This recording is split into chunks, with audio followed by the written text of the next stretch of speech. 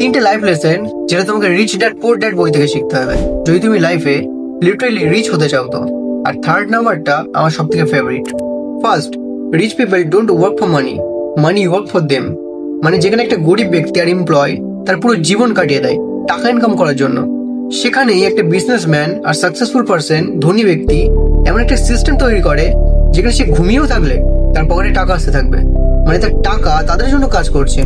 Number 2, buy assets not liabilities. Assets হলো সেগুলো যেগুলো আমাদের পকেটে টাকা নিয়ে আসে, আর লাইবিলিটিস হলো সেগুলো যেগুলো আমাদের পকেট থেকে টাকা বার করে নিয়ে যায়।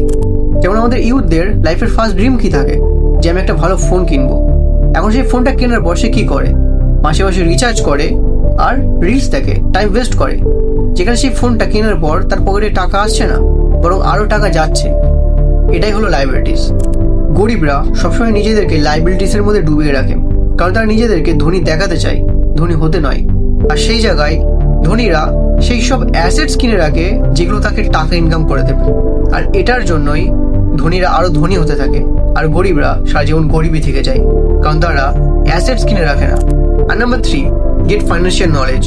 তুমি চাও বা না চাও, আজ না হয় কাল তোমাকে টাকার সামনে ফেস টু ফেস দাঁড়াতেই হবে। আমরা ছোট থেকে স্কুল কলেজে যাই বই পড়তে, বই পড়ে বইয়ের পোকা হই, কিন্তু আমরা নিজেদেরকে ফাইন্যান্সিয়ালি এডুকেট করতে ভুলে যাই।